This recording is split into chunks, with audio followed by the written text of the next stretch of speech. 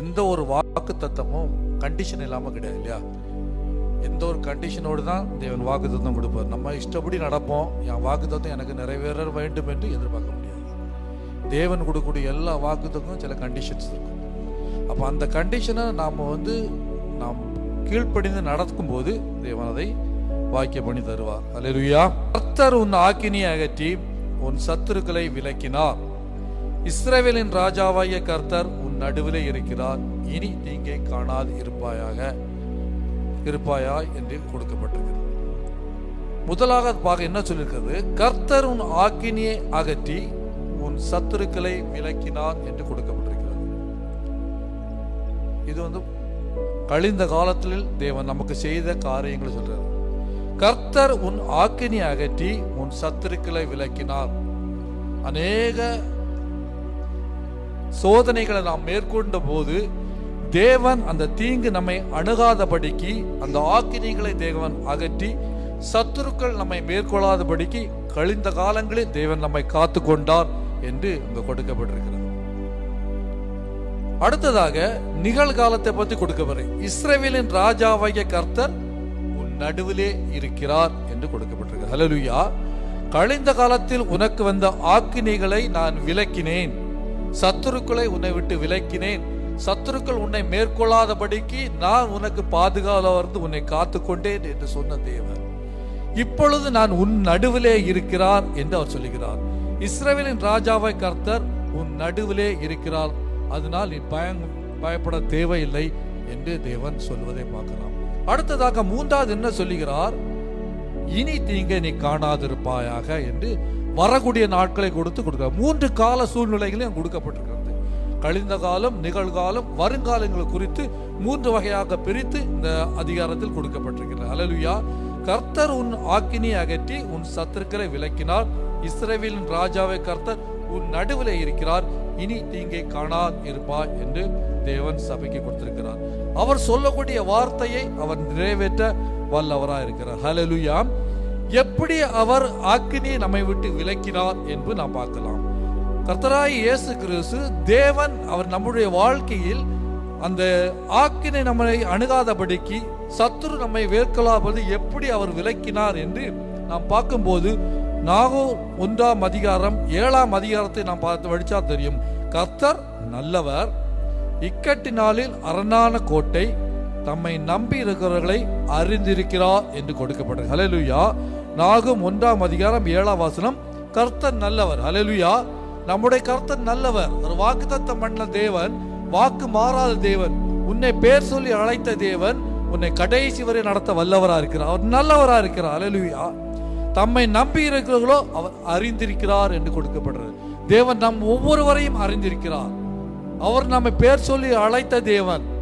நம்மளோட தலையிலிருந்து ஒரு முடி போனா கூட தேவனுக்கு அறியாம ஒண்ணு போகாது. ஹல்லேலூயா. அவர் நம்மை அறிந்திருக்கிறார் என்று கொடுக்கப்பட்டிருக்கிறது. ஹல்லேலூயா.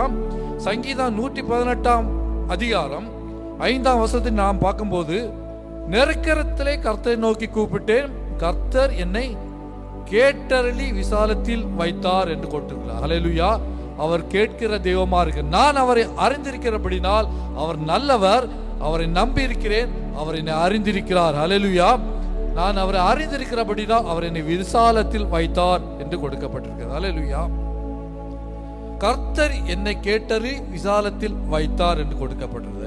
சங்கீதம் 32ஆம் அதிகாரம் 10ஆம் வசனத்தை வாசிக்கும் போது, துன்மார்க்கருக்கு அநேக வேதனைகள் உண்டு, கர்த்தரை நம்பியிருக்கிறனோ கிருபை சூழ்ந்து கொள்ளும் என்று கொடுக்கப்பட்டிருந்தது. தேவனுடைய கிருபை தான் நம்ம அனுதினம் வழி நடத்தி கொண்டு வருகிறது. அல்லேலூயா. நாம் நிற்பதும் நிர்மூலமாக இருப்பதும் தேவனுடைய சுத்த கிருபை. அவர் அனுதினமும் தம்முடைய கிருபையினால் நம்மளை வழி நடத்தி கொண்டு வருகிறார் என்பதை நாம் புரிந்து கொள்ளலாம். யோவான் 1ஆம் அதிகாரம் 16ஆம் வசனத்தை நாம் வாசிக்கும் போது, அவருடைய பரிபூர்ணத்தினால் நாம் எல்லோரும் கிருபையின் மேல் கிருபை பெற்றோம் என்று கொடுக்கப்பட்டது. அல்லேலூயா. தேவனுடைய கிருபை இல்லாமல் நாம் ஒன்றுமே செய்ய முடியாது. அவர் தன்னுடைய பிள்ளைகளை அறிந்திருக்கிறார். ஹல்லேலூயா. கர்த்தர் தன்னுடைய பிள்ளைகளை அறிந்திருக்கிறார்.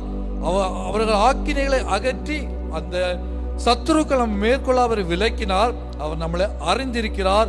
அவர் என்னை கேட்டறினார். அவர் கிருபையினால் என்னை அவர் நடத்தி கொண்டு வருகிறார் என்பதை புரிந்து கொள்ளலாம். அவருடைய பரிபூரணத்தில் நாம் எல்லோரும் கிருபையின் மேல் கிருபை பெற்றோம் என்று யோவான் 1:16 கொடுக்கப்பட்டிருக்கிறது. ஹல்லேலூயா. நீதிமொழிகள் 16:6 எடுக்கும்போது, கிருபையினாலே சத்தியத்தினாலும் பாவம் நிவர்த்தியாகும், கர்த்தருக்கு பயப்படுகிறதுனால் மனுஷன் தீமையை விட்டு விலகுவான் என்று சொல்லப்பட்டிருக்கு. ஹல்லேலூயா. நாம் தீமையை விட்டு விலக வேண்டும். அனுதினமும் நாம் வாழ்க்கையில் நாம் தீமையை செய்து கொண்டிருப்போம் என்றால் அதை விட்டு விலக வேண்டும் என்று தேவன் நமக்கு போதிக்கிறார். கிருபையினாலும் சத்தியத்தினாலும் பாவம் நிவர்த்தியாகும். நாம் தேவனுடைய கிருபை நம்முடைய இருக்கும்போது, நாம் சத்தியத்தில் நடக்கும்போது நம்முடைய பாவங்கள் நிவர்த்தியாகும் என்று அங்கு கொடுக்கப்பட்டிருக்கிறது. கர்த்தரை பயப்படுகிறான் மனுஷன் தீமையை விட்டு விலகுவான் என்று அங்க பார்க்கலாம். ஹல்லேலூயா. சங்கீதம் 22:4 எங்கள் பிதாக்கள் உம்மிடத்தில் நம்பிக்கை வைத்தார்கள், நம்பினவர்களை விடுவித்தீர். ஹல்லேலூயா. கர்த்தர் உன் ஆக்கினியை அகற்றினார், உன் சத்துருக்களை விலக்கினார், உன்னை அறிந்திருக்கிறார், அவர் தன்னுடைய கிருபை உனக்கு கொடுத்தார். ஹல்லேலூயா. ஹல்லேலூயா.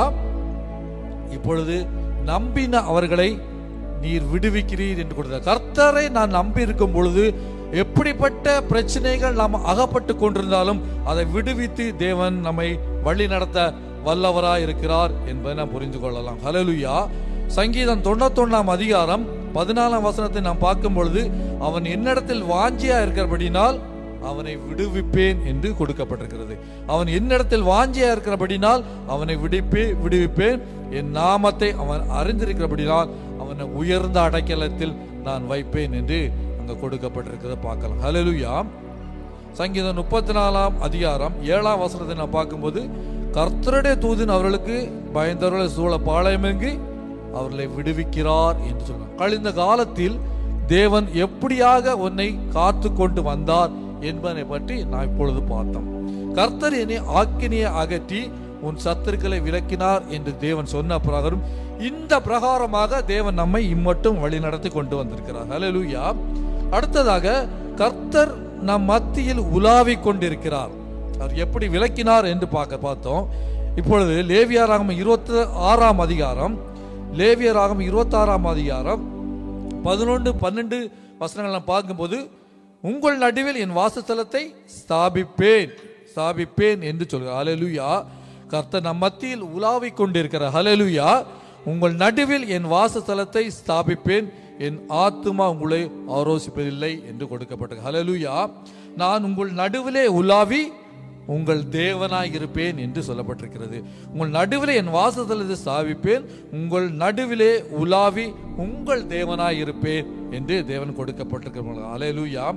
அதுக்கு அடுத்த வசனம் 13 பார்க்கும்போது, நீங்கள் எகிப்தியருக்கு அடிமையாய் இராதபடிக்கு நான் அவர்கள் தேசத்திலிருந்து உங்களை புறப்பட பண்ணி உங்கள் நுகத்தடிகளை முறித்து உங்களை நிமிர்ந்து நடக்க பண்ணின உங்கள் தேவனாகிய கர்த்தர் என்று சொல்லப்பட்டது. ஹல்லேலூயா. எத்தனை லட்சம் ஜனங்களை எகிப்திலிருந்து அங்கிருந்து கொண்டு வந்தவதேலா. அந்த எகிப்திலிருந்து நம்மளுக்கு எல்லாரும் ஒரு 50 வயசு 40 25 வயசு 60 வயசு ஆள் இல்லை இல்லையா இருக்கிறோம். நம்முடைய காலங்களில் ஒரு நாடு சுதந்திரம் அடையணும்னு ஒரு நாட்டிலிருந்து விடுதலை அப்படி போக முடியாது பார்த்துருக்கோமா? அந்த நாட்டில் சமாதானம் இருக்காது. எந்த ஒரு நாடும் சமாதானமா இவ்வளவு பெரிய ஜனங்கள் அங்கிருந்து விட்டு பார்க்கலாங்களா? கடைசியில் என்ன சொன்னாங்களே, அவங்களை நீங்க போங்கன்னு விரட்டி அடைச்சி பொண்ணு வெள்ளி எல்லாம் கொடுத்து அவங்கள அனுப்புனாங்கன்னு பார்க்கலாம். ஹல்லேலூயா. அப்படி எகிப்தில இருந்து அந்த ஜனங்களை அவர் அழைத்து கொண்டு வந்தார் என்று பார்க்கலாம். வாக்குத்தத்தம் பண்ணப்பட்ட அந்த தேசத்தை சுதந்திரத்துக் கொள்ளும்படியாக அடிமைத்தன வீடாக எகிப்திலிருந்து தன்னுடைய பிள்ளைகளை தேவன் அழைத்து கொண்டு வந்ததை பார்க்கலாம். உங்கள் நுகத்தொடியில முறித்து என்று கொடுக்கப்பட்டிருக்கிறது. ஹல்லேலூயா. உங்கள் முகத்துறை முடித்து உங்களை நிமிர்ந்து நடக்க பண்ணின தேவன் நம்முடைய தேவனா இருக்கிறார். ஹல்லேலூயா. ஹல்லேலூயா.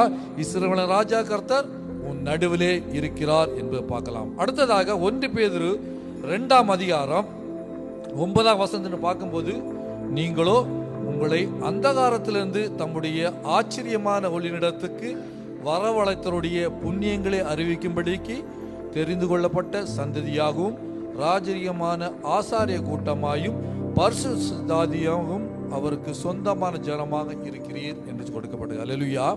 நாம் யாரு?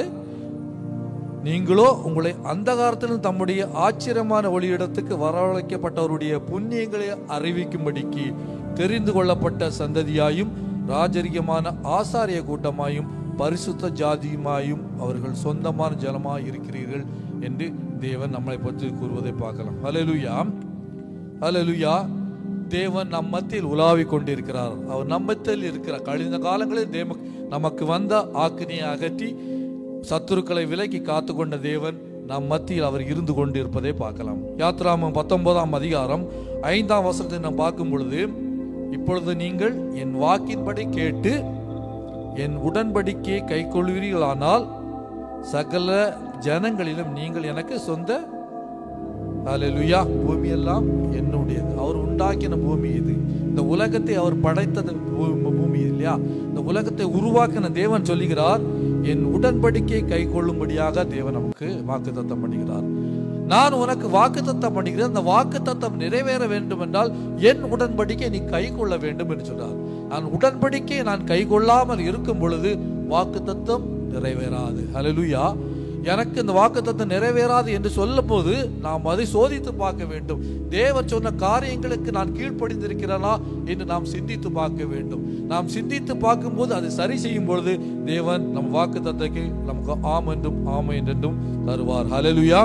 இப்பொழுது நீ என் வாக்கை உள்ளபடி கேட்டு என் உடன்படிக்கை கை கொள்கிறீர்களானால் சகல ஜனங்களும் நீங்களே எனக்கு சொந்த சம்பத்தாயிருப்பீர்கள் என்று சொல்லப்பட்டிருக்கிறது.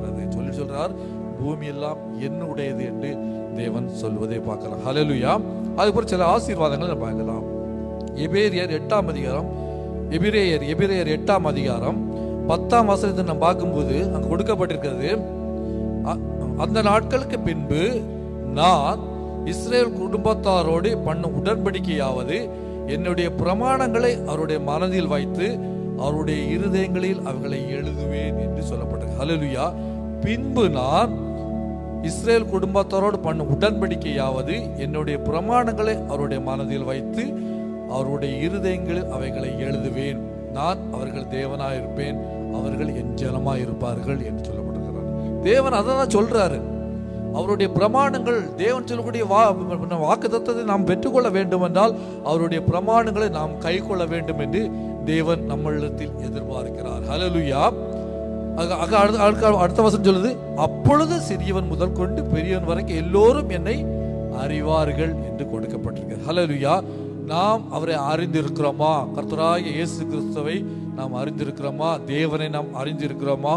யெகோவா தேவனை அறிந்திருக்கிறோமா என்பது முக்கியம். அடுத்ததாக உபாகமம் 33ஆம் அதிகாரம் 29ஆம் வசனங்களை நாம் பார்க்கும்போது, இஸ்ரவேலே நீ பாக்கியவான், கர்த்தரால் ரட்சிக்கப்பட்ட ஜனமே. அல்லேலூயா. நாம் யாரு?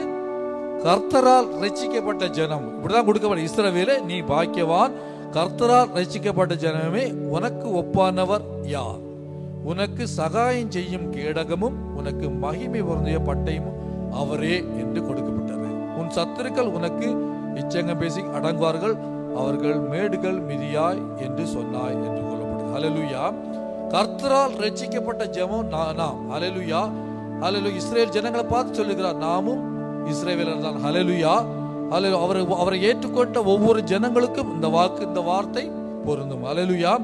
கர்த்தரால் ரட்சிக்கப்பட்ட ஜனம் நாம். தேவன் கொடுத்துள்ள ஒவ்வொரு வாக்கு தத்தத்தையும் அவர் நிறைவேற்ற வல்லவராக இருக்கார். அடுத்ததாக நாகூர் 1ஆம் அதிகாரம் 13ஆம் வசனத்தை பார்க்கும்போது, இப்பொழுது நான் உன்மேல் இருக்கிற அவன் நுகத்தை முறித்து உன் கட்டுகளை அறுப்பேன் என்று கொடுக்கப்பட்டது. ஹல்லேலூயா. இப்பொழுது நான் உன்மேல் இருக்கிற அவன் நுகத்தை முறித்து உன் கட்டுகளை அறுப்பேன் என்று சொல்லப்பட்டிருக்கிறார். நாம் கட்டப்பட்டு இருக்கோமா? பிசாசு நான் கட்டப்பட்டிருந்தாலும் சரி, எப்படிப்பட்ட பிரச்சனை நான் கட்டப்பட்டிருந்தாலும் தேவன் அந்த நுகத்தடியை முடிக்கிற தேவனா இருக்கிறார். ஹல்லேலூயா. அவர் ஒரு காலம் வாக்கு மாறாத தேவன். வாக்கு தத்தம் பண்ணதை அவர் அதை நிறைவேற்ற வல்லவராய் இருக்கிறார் என்பதை மறந்து போகக்கூடாது.